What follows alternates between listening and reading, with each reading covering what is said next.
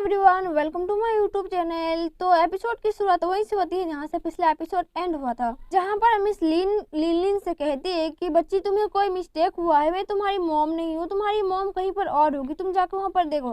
तभी वहाँ पर लॉर्ड बा आते हैं और कहते हैं कि लिलिन को कोई मिस्टेक नहीं हुआ, तुम ही उसकी मॉम हो ना। सब कुछ कंफ्यूजन देखने के बाद जो लिलिन होती है बहुत ज्यादा उदास हो जाती है और रोने लगती है। तो जो लॉर्ड बा होते हैं वो कहते हैं कि मेरी प्यारी बच्ची तुम रो मत, सब ठीक हो जाएगा। तभी वहाँ पर मिस लिन का फियोंसे आता है और कहता है कि कौन हो तुम और यह क्या तुम्हारी बच्ची है, इसको संभालो, तुम इसको ऐसे क्यों छोड़ दिया है। लॉर्ड बा उसको ध्यान से देखते हैं और सोचते हैं कि ये कुछ अलग टाइप का है, इसका पावर कुछ ज्यादा ही लग रहा है मेरे को, कुछ ज्यादा ही पैसों का गर्मी है इसके पास। फिर फियोंसे बहुत ही ज्यादा गुस्से में होता है और लॉर्ड बा से कहता है कि मुझे पता चल गया कि तुम यहाँ पर क्या करने आ रहे हो। तुम अपनी इस बच्ची को लेके आए हो यहाँ पर वेडिंग को खराब करने के लिए, ताकि तुम इसको प्रपोज करो बिना कोई हिचकिचाहट के और तुम पर कोई शक ना करे और तुम इस वेडिंग को खराब कर सको, इसलिए तुम यहाँ पर आए हो, है ना। लेकिन ये जगह नहीं है तुम्हारी इस पागलपंथी का, इस मिसबिहेवियर का, वरना मैं तुम्हें पुलिस में दे दूंगा अगर दोबारा से ऐसा किया तो।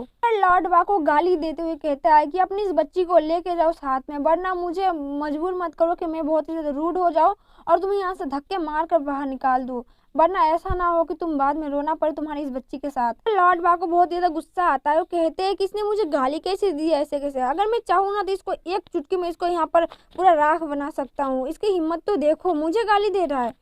किसको, उसको पता ही नहीं है कि मैं कौन हूँ। बेटा अगर तू जान जाएगा ना मैं कौन हूँ तब तू गाली दे के दिखाना। लॉर्ड बा थोड़ा सा एटीट्यूड में आके कहते हैं कि तुम्हारे मम्मी पापा ने क्या तुम्हें नहीं सिखाया है क्या कि जब एक दो कपल आपस में बातचीत कर रहे हो तो उनके बीच में नाक घुसाने की कोई जरूरत नहीं पड़ती, वरना उसका नाक काट दिया जाता है। तुम्हें इतना भी तमीज नहीं है कि दो कपल के बीच में घुसना नहीं चाहिए कभी, अगर मियाँ बीवी आपस में बात कर रहे हो तो। मिस्टर वाई जो होता है यानी कि जो दूल्हा होता है वो ज्यादा शौक में चला जाता है और कहता है कपल, तुम किसकी बात कर रहे हो, कौन है यहाँ पर कपल, तुम अपने जवान को थोड़ा सा संभालो और अपनी जो बातें कर रहे हो उसका थोड़ा सा ध्यान से बोलो कि तुम क्या बोलना चाह रहे हो।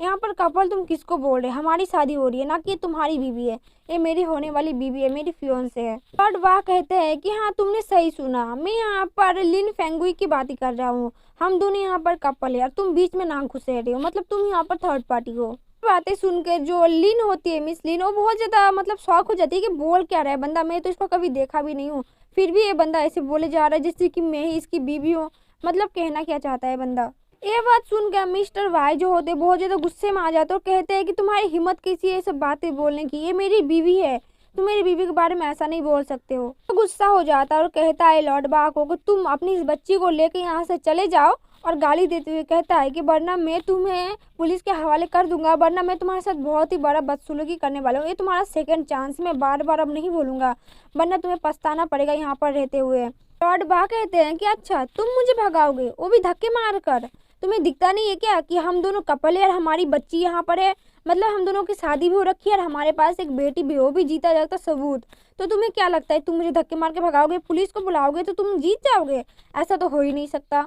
तभी हम देखते हैं लिलिन को अचानक से कुछ होश आता है और कहती है कि अच्छा मैं तो भूल ही गई थी ये बात।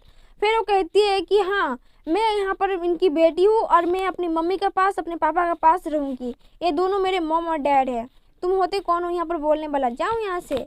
यहाँ पर मिस लिन बहुत ज्यादा शर्मा जाती है और वो शॉकिंग होते हुए कहती है कि मैं अपनी पूरी लाइफ में तुम्हारे साथ कभी मुलाकात नहीं किया हूँ और तुम अभी बोल रहे हो कि हम दोनों की शादी हो रखी है और ऊपर से हमारे बीच में एक बच्ची भी है जो कि हम दोनों की है, मतलब कैसे हो सकता है, हो ही नहीं सकता। मिस लिन कहती है कि अभी 3 साल पहले मैंने अपना स्टडी कंप्लीट किया है और मेरे पास ये बच्ची कहाँ से आ गई, वो भी इतनी बड़ी, मतलब मेरी स्टडी कंप्लीट किए ज़्यादा दिन हुआ भी नहीं है और मेरे पास ये बच्ची आ गई, मुझे तो नहीं लगता ये मेरी बच्ची है, हो ही नहीं सकता। यहाँ पर जो गेस्ट आए होते हैं वो बातें बनाना शुरू कर देते हैं और कहते हैं कि कौन है ये लड़का, हमें तो लगता है कि ये शादी तुड़वाने के लिए कोई साजिश रचने आया है, तभी वो ऐसा ऐसा बहकी बहकी बातें कर रहा है, वरना मिस लिन तो अभी अभी स्टडी खत्म किया है और अब जॉब भी करती है, अपना कंपनी संभालती है, ऐसे कैसे इनसे मिल गई। और हमें तो नहीं लगता कि मिस लिन इस जैसे गंवार और इतना गरीब इंसान के साथ कभी रिश्ता भी बना सकती है, हो ही नहीं सकता।